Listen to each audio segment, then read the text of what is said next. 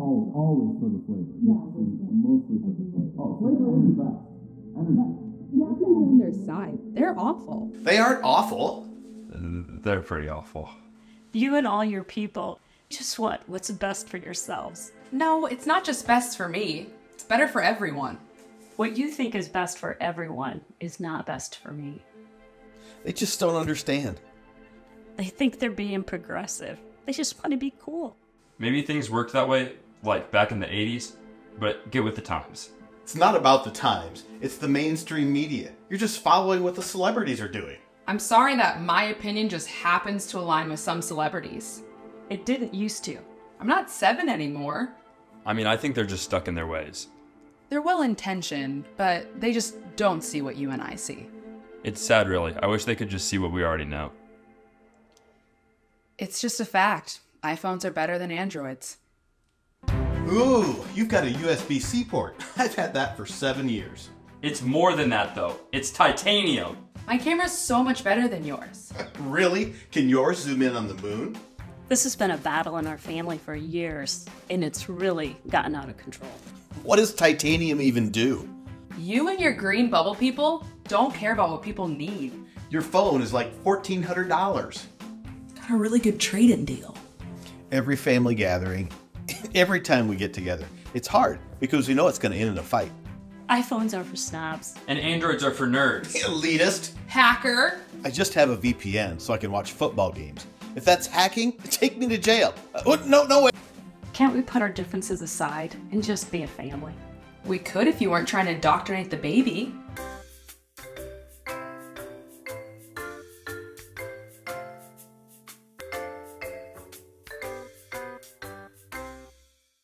I know it's not the most important thing to fight over. Would you ever switch to iPhone to try to bring your family together? And join those crazies? No way. We live in a divided family, and I don't think that's ever going to change. Would you ever switch to Android to try to bring your family together? Absolutely not. iPhones are better, and I'm not losing this argument. Hey, welcome. I'm Pastor Kyle, and I'm here with Cody, and we're in the Fort Dodge Worship Center as we're getting ready to kick off one of our worship services. We're so excited for you to be joining us right now. Yeah, and right off the bat, we need you to hear that we're a no matter church, and what that means is no matter who you are, where you've been, what you've done, or even what's been done to you, we need you to know that God loves you and we love you, and we're really glad that you're here. We're a church where you don't have to clean yourself up to be here. You don't have to be perfect. We're just really glad that you're here. Yeah, and we want to get a chance to know you. And being known is a big step around Prairie Lakes Church, and the simplest way that we invite you to take that step is to text NEW to 99581. You have a name, we want to learn, we want to celebrate you and this bold step that you're taking. And so listen, if you take the 30 seconds to fill that out, we're going to mail you an Amazon gift card. Who doesn't like Amazon, right? And so we'll get one of those to you in the mail this week. Yeah, an Amazon gift card, I mean, why not? Why not? And a next step that we take here, and we talk about it every week, is giving generously. And your generosity, it fuels our mission here, and our mission is to cover the state of Iowa with no matter churches. No matter who you are, where you've been, what you've done, or what's been done to you, you can walk in so that God loves you and that we love you. So if you want to partner with us in our mission, you can do that by giving generously, even if it's for the very first time, online by going to prairielakes.org/give. Yeah, and we want to say, again, thank you for being here. Thanks for giving us the opportunity to worship with you today. Let's go ahead and join our worship team now.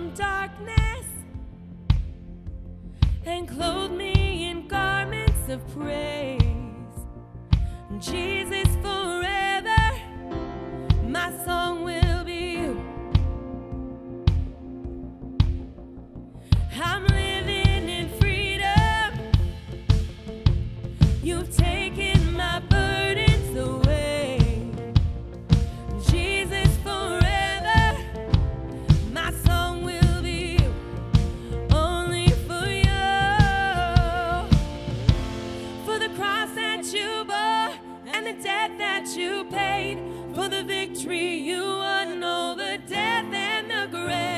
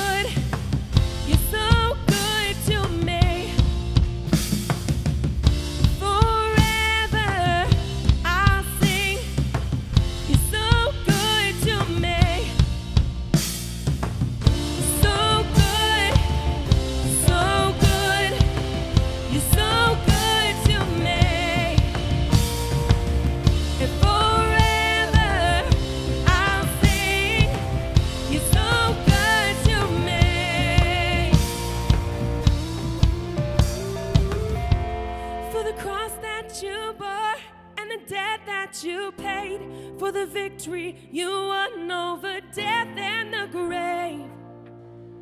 And this is the reason I sing, for the hope that you give and the joy that you bring, for the promise that heaven is waiting for me. And this is the reason I sing, for the cross that you bore and the debt that you paid, for the victory you won over death and the grave. And this is the reason I sing, for the hope that you give and the joy that you bring, for the promise that heaven is waiting for me. This is the reason I sing.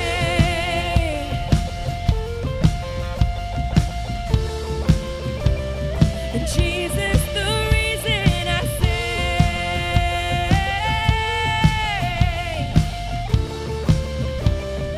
Jesus, the reason I sing.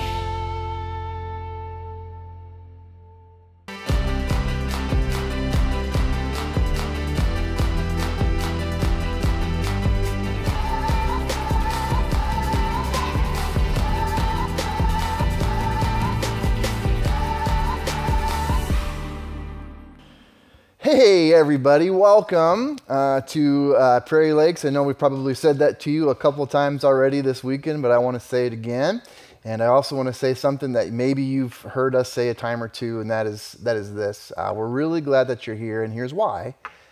Because when you decide, like you have today, to just show up, just put yourself in a position like you're doing today, as simple as that might sound, God really can do some amazing things, and sometimes not so amazing, but he can do something because you're here. So we're really glad. We're really glad that you're here. Hey, we are this weekend. We're kicking off a new series that we're calling "Not in It to Win It." Okay, not in it to win it, and basically it's about Hawkeye football. No, it's not what it's about. Okay, what it is about is actually, it's kind of a little hard to explain. So here's where we're going to start this weekend.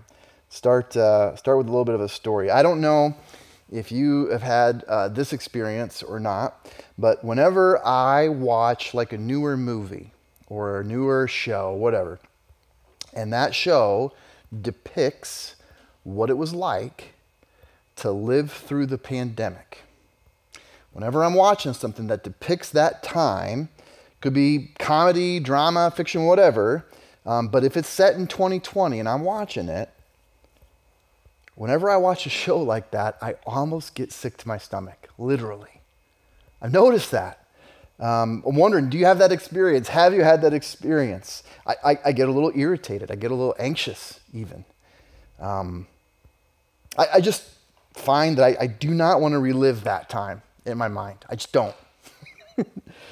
Even if it's just by watching some dumb show, like I don't want to go back in my mind and remember what it was like, remember what I felt, and blah, blah. I just don't. And maybe that's your experience too. You know, maybe you know what I'm talking about. So here's why I start with that fun walk down memory lane. I am a little worried that history is going to repeat itself, okay? I'm a little worried that history is going to repeat itself. Now, before you go, oh man, 4 weeks on the job, Jesse, and the wheels are coming off. You are already losing it. Maybe, but just to clarify, I'm not worried about the pandemic repeating itself. I'm not going all doomsday on you here, okay? Not the kind of history that I'm worried about repeating. It's more like this, and here's what I mean. I'm a little worried about how the church will respond to the next crisis. That's what I'm a little worried about, okay? I know none of us want to, but let's just kind of walk down memory lane real quick, okay? 2020 was a year of crises, right? It was a year of crises, big crises. Of course, with the pandemic and all of the deaths and with the lockdowns and all of that loss and all the uncertainty and the tensions about what the government could and couldn't do. We had all of that. We had tensions around the vaccine, and is it safe, is it not safe, and should you do it or should you not, all that. Of course, we had the murder of George Floyd that same year, all the demonstrations and unrest. Maybe you forgot about this one, 46 million acres of Australia burned before our eyes. You probably remember the election of that year, how contentious that was, of course, leading to a riot in the Capitol. Murder hornets. That was a fun one, right? It's just one crisis after another after another. And as I think back and try to reflect and remember, how did we respond? How did the church respond to some of those? And as I recall, it was kind of a mixed bag, okay? From my perspective, I think some of us responded pretty well, pretty Christ-like even, as best as we could. None of us were perfect, myself included, but some good stuff. But here's the other thing I watched happen. It just happened all too often during some of those crises. I watched the church just divide. Just divide. And the church divided along the same lines as everybody else. Some of us lost friends and family to the virus. Some of us did. Almost all of us lost a friend or a family member to a different tribe, so to speak. Battle lines were drawn, mask or no mask, vaccine or no vaccine, climate catastrophe or climate hoax, red or blue, right? And if you were on the other side of that line, whatever the line was, if you were on the other side of it, you felt like you were the problem, or you felt like the other side was the problem. There wasn't much of a distinction in how the church approached some of these things and how the rest of the world approached them. It's pretty similar. And so now here we are, 2023, almost done, and 2024 coming, and we've got different crises. We've got the war in Ukraine. We have this war erupting in the Middle East. We have another election cycle about to go into full swing. Not to mention the increased contention around social issues like gender and sexuality, and what are schools teaching, and where's culture going, and who knows what else we're going to face, okay? So I'm saying, confessing to you, I'm worried specifically, how are we going to respond? How are we going to respond? Will we respond similarly to what we did 3-4 years ago? Or will we be different? And here's the thing, there's never a shortage of voices telling us how we ought to respond, right? Isn't that weird? Here's how the church should respond to the next crisis, whatever it is, right? No shortage of voices. Our country is in crisis, so here's who you should vote for. Our world is in crisis, so here's how you should think about the Middle East and Israel and Palestine and all that. Here's who you should be for, here's who you should be against. Which side are you on, right? Don't be a fence sitter. Enough of this both sides-isms, right? We're in crisis here. There's just no shortage of voices telling us that and telling us to pick a side and whatever's coming. And this isn't a new phenomenon, okay? Let's not act like it just started in 2020, right? This we're in crisis and how are you going to respond? Which side are you on? It's not a new phenomenon. That pressure gets applied and has gotten applied for a long time now. In fact, the same tactic was used on Jesus himself, and we have the story. Open up your Bibles with me to Matthew 22, okay? Matthew 22 is where we're going to be, and we're having it on the screen here for you, but we really would encourage you to open up your own Bible. Maybe it's your phone, you use that, or maybe you brought one or in the seats, but find Matthew. It's in the New Testament. It's a little bit closer to the back than the front. It's one of those books that tell the story of Jesus' life. Matthew 22 is where we're going to be. Here's the story, okay? They, meaning the Pharisees, from the context, The Pharisees sent their disciples, so not Jesus' disciples, but these are Pharisees' disciples, people who followed the Pharisees. The Pharisees sent their disciples to him, to Jesus, along with the Herodians, and we'll talk about that too. So two groups, the disciples of the Pharisees and the Herodians, they're going to see Jesus. Teacher, they said, we know that you are a man of integrity and that you teach the way of God in accordance with the truth. You aren't swayed by others because you pay no attention to who they are. Like, you're not a people pleaser. You say the hard things. You stand for what's right. So tell us then, what's your opinion? Which side are you on? Is it right to pay the imperial tax to Caesar or not? So there it is. Okay, same phenomenon. Look at the setup again. You're a man of God, right, Jesus? Of course you are. You're a man of integrity, aren't you? Sure you are. You're a man of principle, aren't you? Absolutely, right? You're not someone who's worried about what other people think. I'm sure you're not. You know, you're someone who's not afraid to say the hard things, right? So tell us, take a stand. What's your stance? Which side are you on? And so let's talk about some of the details here just for a second, because you got to kind of unpack what I think we get that phenomenon, but what's going on here? First of all, this interaction happens in the city of Jerusalem at a time of year when tensions in Jerusalem, political, religious, societal, whatever they are super high. And here's why.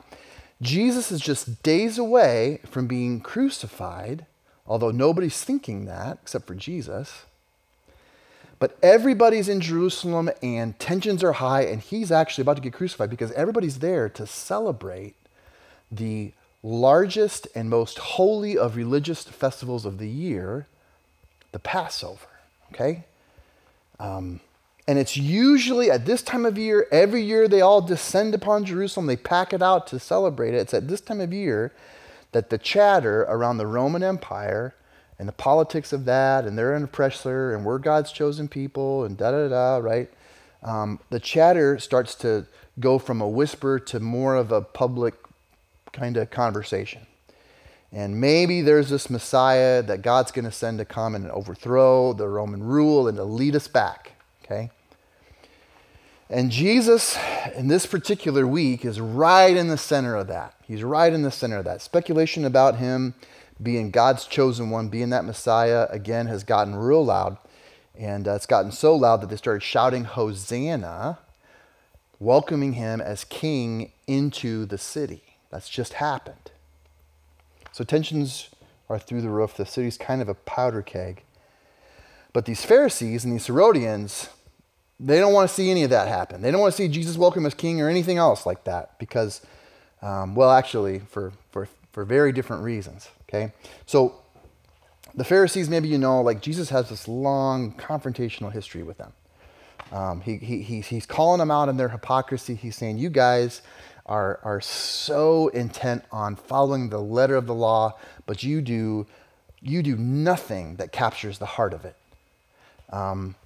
You know, you're all about making the sacrifices and doing the washings and wearing the right clothes or whatever, but you don't love, you don't show mercy, you don't pursue justice. And so Jesus let them have it, and the Pharisees hated Jesus for that. So they didn't want to see him be king. Now, the Herodians are very different. They don't care about any of that. They were Jewish people like the Pharisees, but they were Jews more by race or culture, not really as much by faith. And really who they were Israelis who cooperated with Rome. They were the ones that Rome selected to govern, okay? And so they were puppet leaders, but they were pretty rich and powerful puppet leaders. And so the last thing they want is to see a king that the people love more than them. And so they hated Jesus, but obviously for a very different reason than the Pharisees do. Which makes this particular interaction here in Matthew around this particular topic, paying taxes, so fascinating, right? Because Pharisees and Herodians were mortal enemies when it comes to a topic like this. right? They think very differently. They fight all the time. They're on, the Pharisees, I'm sure, are anti-tax. The taxes should go to the temple and Israeli interests. It shouldn't be going to Rome, not some foreign leader who, props up and worships these foreign gods and even envisions himself as one. Probably pretty anti. The Herodians, probably very much pro-tax, right? Caesar was their patron, and so more taxes to Caesar meant more cash in their pockets. And so these two groups are couldn't be more polar opposite and hateful of one another when it came to this particular topic. And yet,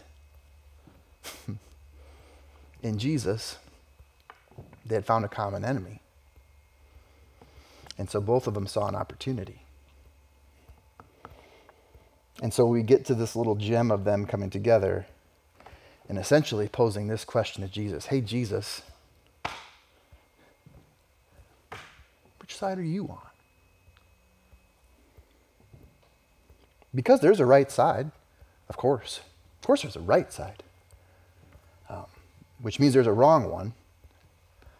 And you better choose right. Tensions were high. You know how the crowd wants him to answer, right? They had just welcomed him as king. Tell him, Jesus, you can tell Caesar where to stick his taxes. Go do it. You can't possibly support such a pagan practice, right? You're giving money to a government who stands against everything that we believe in. That's immoral. They have no right. Take up your crown, Jesus. Take up your sword. Stand for what's right. Pick a side. Pick the right side. Pick our side.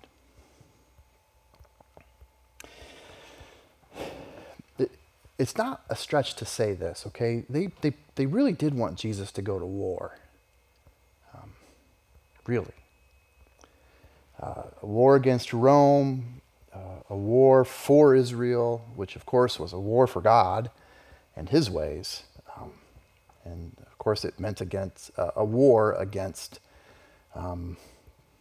their culture and a war against their neighbors.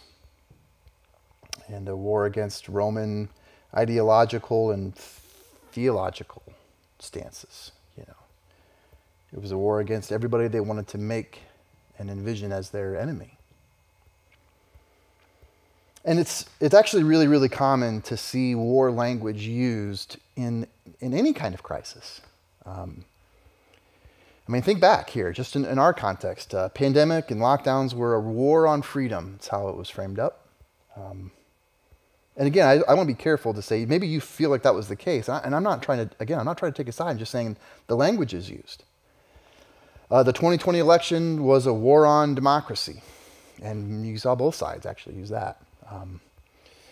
We've seen people say there's a war on religious liberty, or there's a war on families, or there's a war on Christian values. War language is used pretty often when it comes to a crisis. And in a war, there are always two sides, right? And one side is good and the other side is not. So you have to pick. And that's why war language is so often used, because it's really useful. It's powerful. It gets people to move. It gets people to act. It gets people to join up, to speak out, to support, to give towards a cause, because everything is at stake. And they, whoever they is or are, whoever they are coming. So here's Jesus, okay? He's in the middle of this thing. Here's the Pharisees. Here's the crowds. Here's the Herodians and all of Rome's armies behind him. And we're at war, Jesus. Which side are you on? Back to Matthew. But Jesus, knowing their evil intent, said, "You hypocrites. How are you trying to trap me? Show me the coin used for paying the tax." So they brought him a denarius, which is about a day's wage, coin, and he asked them, "Whose image is this? Whose image is this?" Like he's pointing to the coin and there's someone's image on it, like our coins, right? There's a face on that, there's a head on that. "And whose inscription is it?" "Caesar's," they replied. Then he said to them, "So Give back to Caesar what is Caesar's, and to God what is God's. And when they heard this, they were amazed. And so they worshiped Jesus and repented and followed him. No, they went away.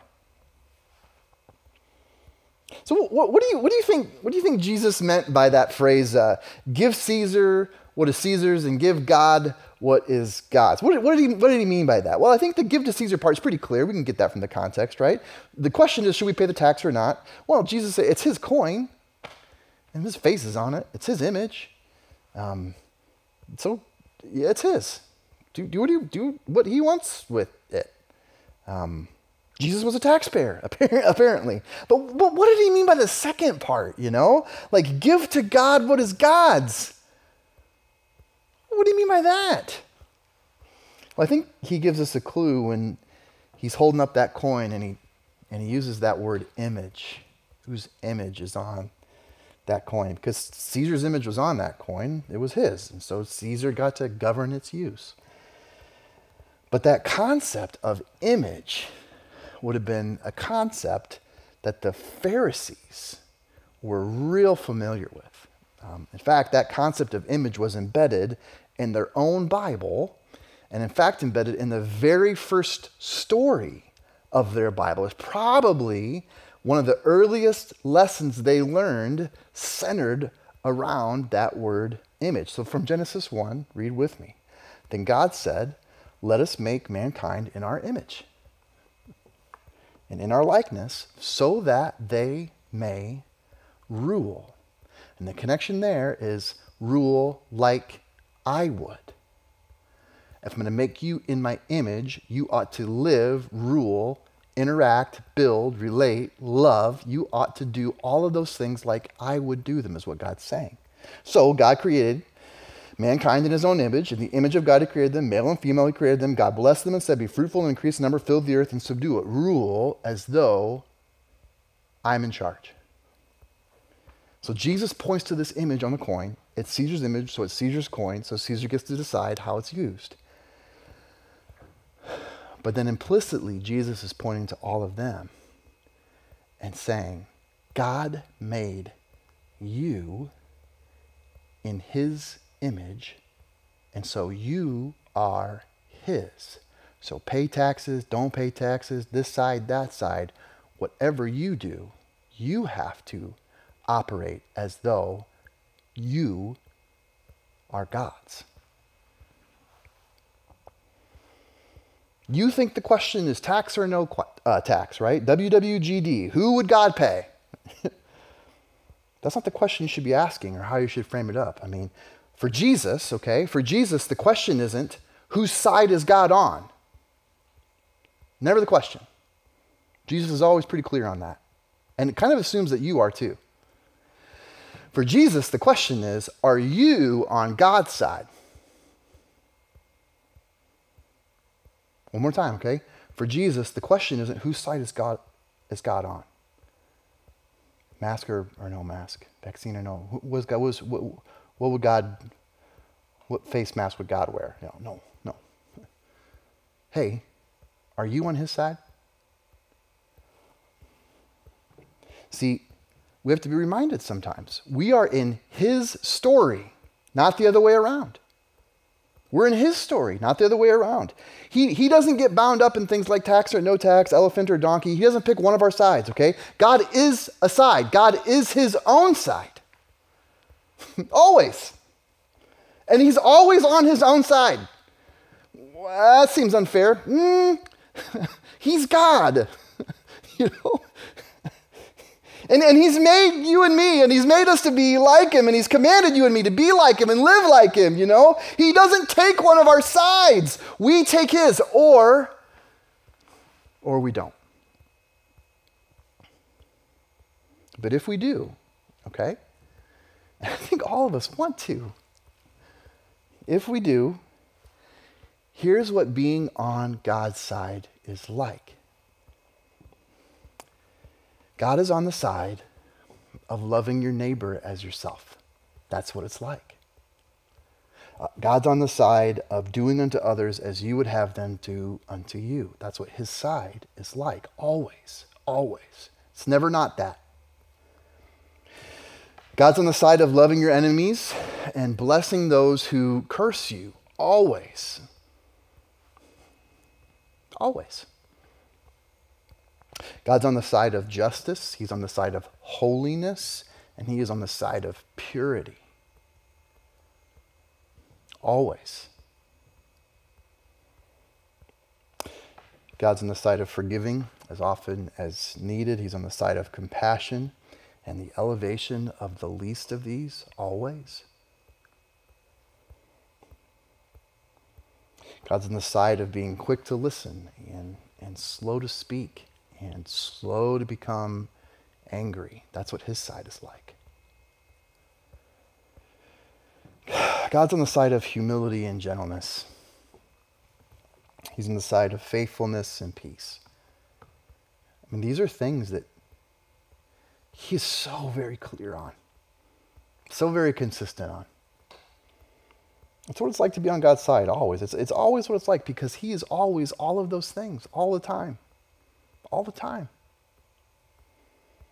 When Jesus says, okay, give unto God what is God's, he's inviting us, you and me, he's inviting us to stop taking sides and instead start living like we're on God's side.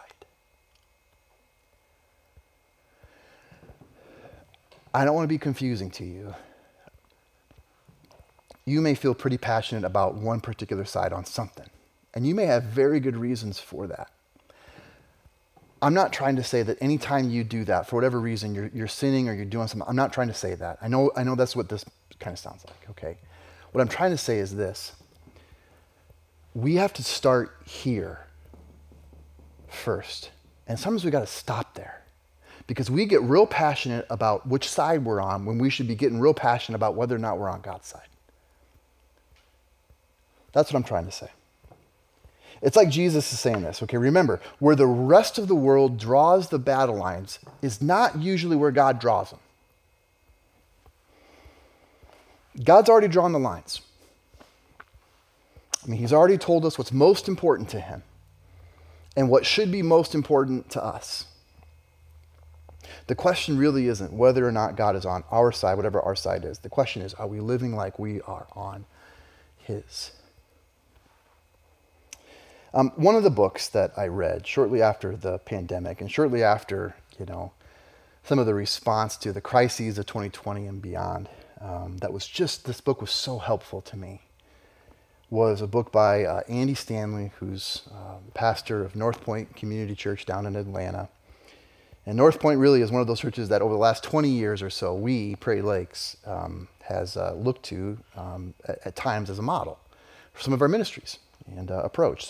But back in 2021, Andy wrote this book called Not In It to Win It,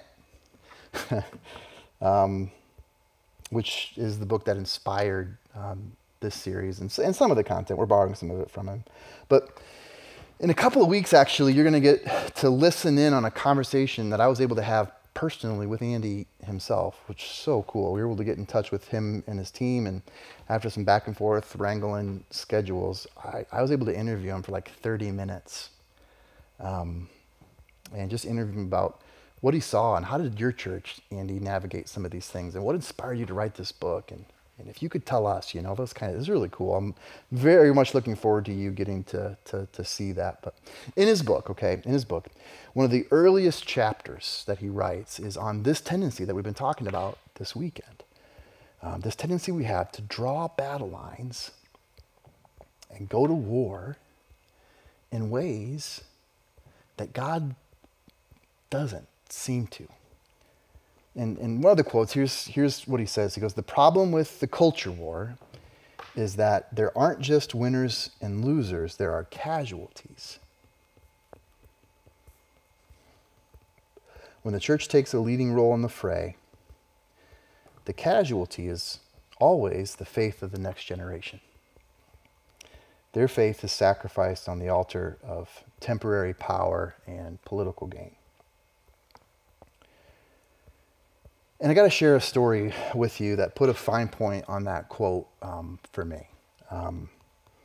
because it was from that time, and it still kind of breaks my heart to tell it today. So here's the context. I had two friends, both who used to go to Prairie Lakes, and both of them had moved away before 2020 and all that craziness. They just moved away for jobs or whatever, okay? But they both attended Prairie Lakes at the same time. They knew each other, and they weren't really close, but they knew each other.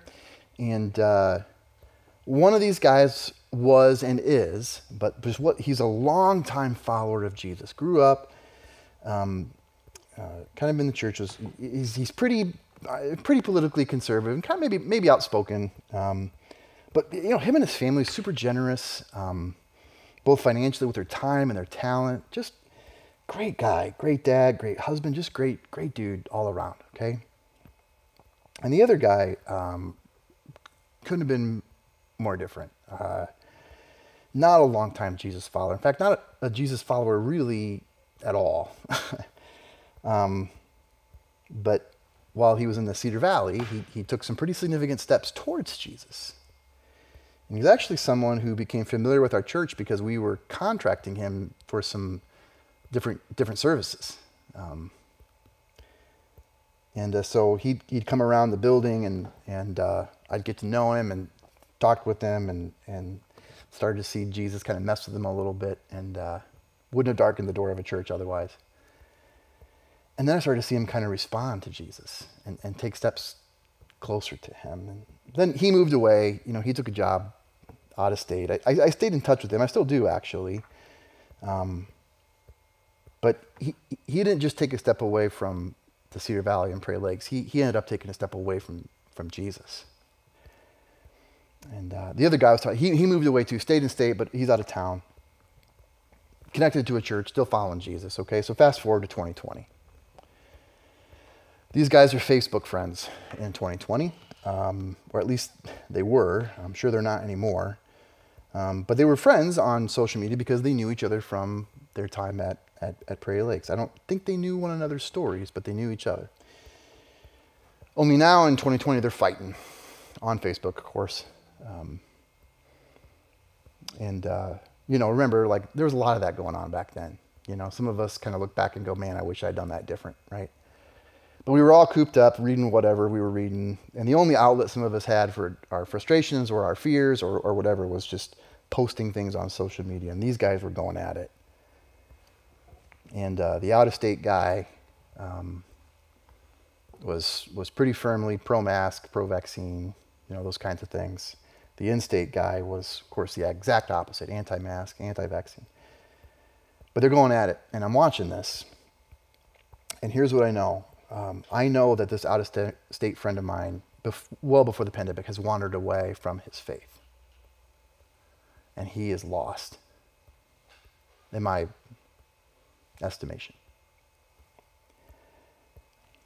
And his soul kind of hangs in the balance. And he's not connected to a church where he's at. And I know his family situation, there's no support there. And here he is, locked in a battle with a guy who's following Jesus, connected, but yelling at him, calling him his character out, drawing battle lines in a way that I just don't think Jesus would. I'll be honest with you, I got so mad with him. I just furious. Because he did not see that the guy he was arguing with in the way that I thought Jesus did. He was just trying to win the argument.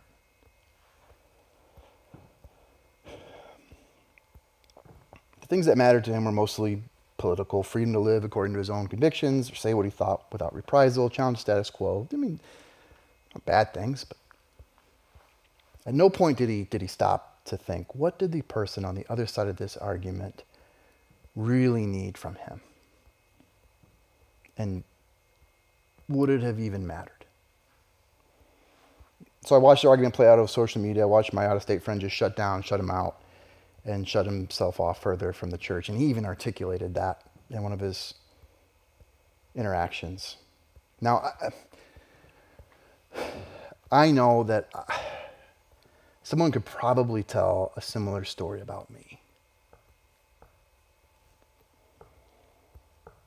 And so I know God's grace is bigger than those stories. And I know that God is not done with my friend, but I do think it just happens all too often that we make it harder for people to come because we draw the battle lines where God does not. One more quote from Andrew's book, okay? Oftentimes, Jesus' refusal to take sides was not out of a lack of concern. It was because what concerned him most precluded him from doing so, or precluded him from taking a side, meaning this. For Jesus, a you always took precedence over a view. And so here's what we thought, okay? Year out from the election, 2023 closes, 2024 begins. We're living in a world that's still not short of crises. Man, what would it look like if we maybe see the next year as a potential do-over? What if we didn't take sides? Maybe we're on a side, but that's not what our platform is. But instead lived like we were on Jesus' side. What would that look like? How might we be different? Let me pray for us. Father in heaven, thanks for the challenge this weekend. God, it's hard. It's hard for us to kind of go, ooh, what's the difference? Feels like this is the battle line. What's the difference, God? Sometimes it's hard to discern. Help us to ask the right questions, God. Help us to be open. Help us to look to you first. Jesus, give us what we need. In your name we pray. Amen. Thanks for that message. And if you're new to Prairie Lake Church or newer, I want to talk to you for just a moment. A next step, a small step for you that could be really helpful is maybe you checked out our service here today and you want to learn more, you want to get some more content, you want to see who Prairie Lake Church really is on a deeper level. A next step for you might be to follow us on our social media channels. We're active on YouTube, on Facebook, on Instagram, and every week we've got fresh content designed just for you, and we don't want you to miss out on that. Also, every single week, our services just like this are posted on demand on Sunday. So if you are not following us yet, be sure to do that. Again, we're on YouTube, on Facebook, and on Instagram. We would love to connect with you there. And as always, if you need prayer or someone to talk to, we have people ready right here in this moment. If you're on Church Online, you can hit the live prayer button. If you're on social media, you can send us a message, and we'd love to be there for you. Kids, you are up next. Children's ministry is about to begin. Everyone else, will see you back next week.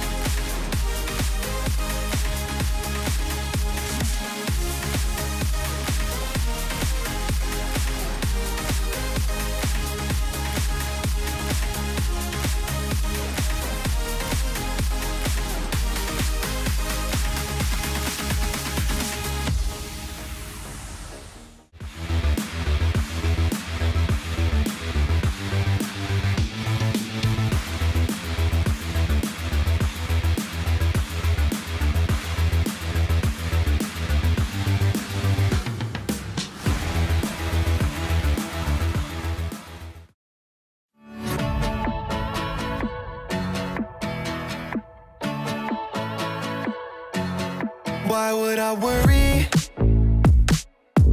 You never show up late, and you don't make mistakes. I'm not in a hurry, no. I'm walking at your pace, 'cause you showed a better way. In the night, I won't be afraid. You're by my side, so I know I'm okay. So I will sing at the top of my lungs, the loudest praise, and it goes like, hey, you never change. Your love is strong and it won't fade away. And oh, you never let go. Every day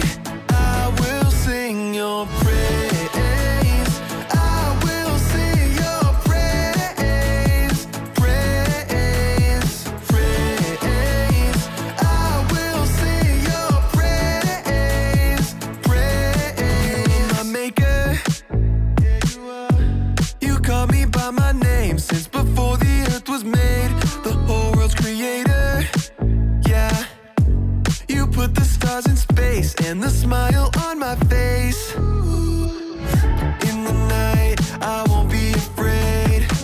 You're by my side, so I know I'm okay. So I will sing at the top of my lungs, the loudest praise, and it goes like, hey, you never change. Your love is strong and it won't fade away. And oh, you never let go. Every day I will sing your praise. I will sing your praise. Praise, praise. I will sing your praise. Praise.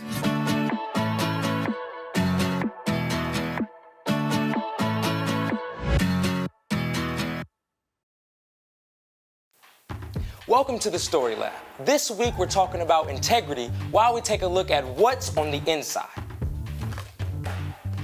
Candle? Oh. Ugh. Blah. Missed some.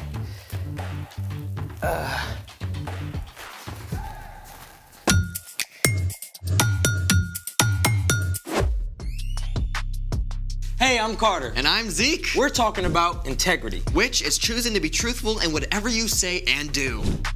What's up with the costume? Oh, we're putting on this fall festival for the little kids in my neighborhood. And I've stayed up late the last 3 nights researching the best costume.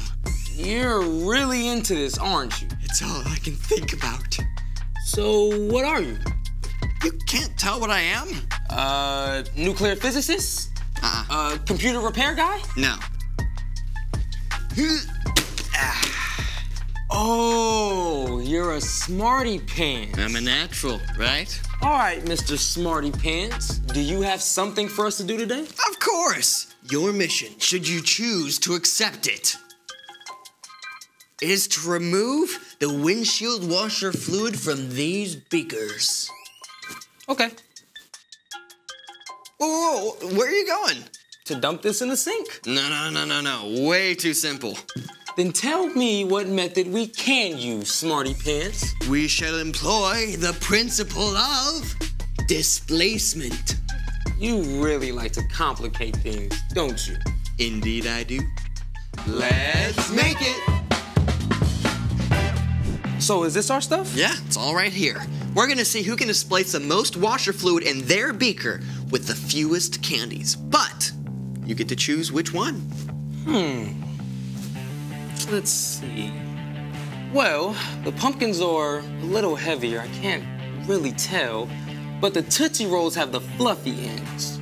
I choose the pumpkins. Excellent. Ready? You're on. Let's Tootsie Roll.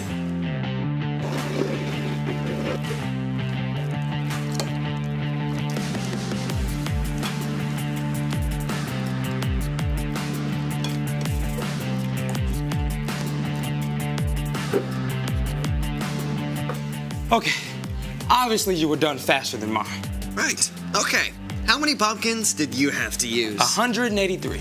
Oh, how about you? Pretty good. I only had to do 113. Tootsie Rolls hold dominion over displacement. Displacement occurs when an object enters liquid, pushing out the liquid to make room for itself. The object pushes out a volume of liquid equal to its own volume. Good in, bad out. Speaking of which, it's time for the story before the story. Today we're in the book of Philippians. Philippians is one of 21 letters in the New Testament. The leaders of the early church wanted to teach Jesus followers what was true, and they often wrote letters to do that. The Apostle Paul sent one of these letters to the believers in the church at Philippi. Paul had spent several months in Philippi as the new church grew in the home of a woman named Lydia. But around 10 years later, Paul was arrested. While Paul was in prison, the church in Philippi sent a messenger with encouragement and financial help. Which is where our story starts. Take it away. Hey everyone, I'm Brian. Paul had been arrested. and sent to Rome to stand trial before Caesar. But for 2 years, while he waited, Paul was able to continue teaching about Jesus even though he was chained to a guard the whole time. Now, during this time, Paul wrote many letters to the new churches he had helped to start. Often he wanted to correct false teaching or to help solve a crisis in the church. But the Philippian church was a different story. Not only were the new believers growing in their love for Jesus and each other, but they even sent help to Paul in prison. Paul's response to them overflows with joy.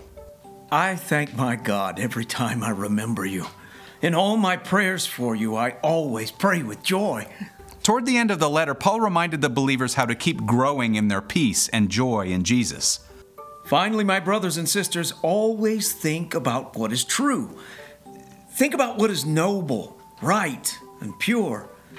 Think about what is lovely and worthy of respect. If anything is excellent or worthy of praise, think about those kinds of things. Wow. Paul packs so much into that one single verse. You might think about it like a healthy diet. Your doctor or a teacher can tell you what you need to eat for your body to stay healthy and active. Veggies, fruits, grains, and protein. But Paul was telling the Philippians that there's a healthy diet for their minds. We're supposed to take in and think about things that are true, noble, right, pure, lovely, and worthy of respect, excellent, or worthy of praise. Sounds simple, right? Just control your thoughts. But it's not as easy as that, so let's give it a try. Okay. Do not think about the world's cutest baby elephant. Don't do it! I said, stop that! Okay, so did you manage not to think about a ridiculously adorable baby elephant? Yeah, me neither. After all, it was right there in our faces. See, that's how our brains work. What we put into our minds most often is what we end up thinking about. Every day, our brains are bombarded with images and ideas, YouTube ads, news about terrible things happening in the world, that weird sandwich mom put in your lunch, that kid who gave you a funny look on the bus. Before you know it, you're mired in a stew of anxious thoughts and irritations, and you feel awful without any idea why. Paul knew all about that. He knew that God designed our minds for a healthy diet of good thoughts.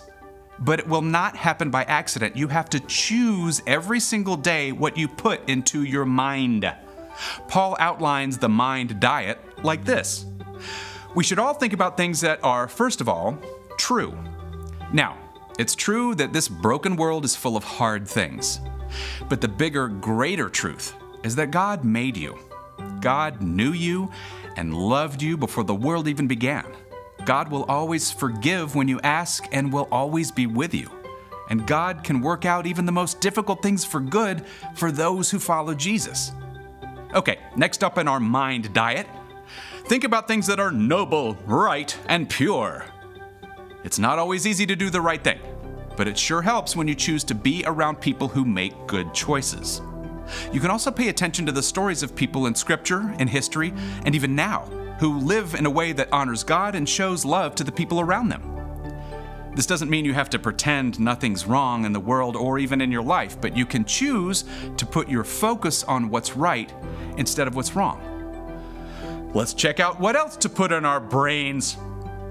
Think about things that are lovely and worthy of respect. Now, something that's lovely is delightful.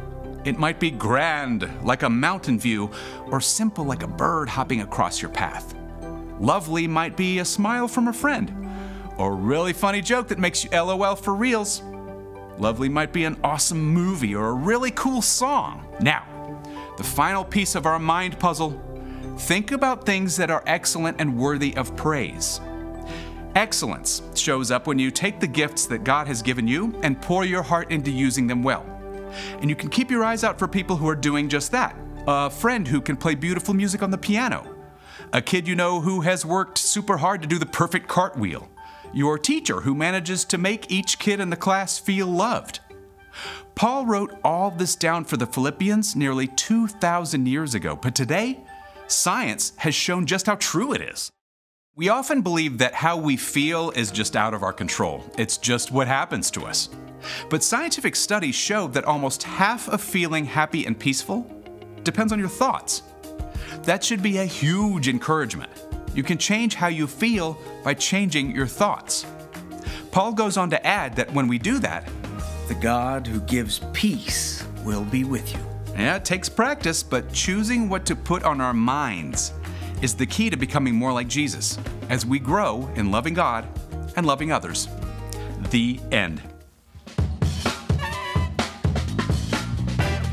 Okay, my brain is spinning. Copy that. Yeah, it's a lot to take in. So, what's our part in the story? Well, you can't change what you're thinking until you actually know what's going on in your head. So the first step is to just pay attention to your thoughts.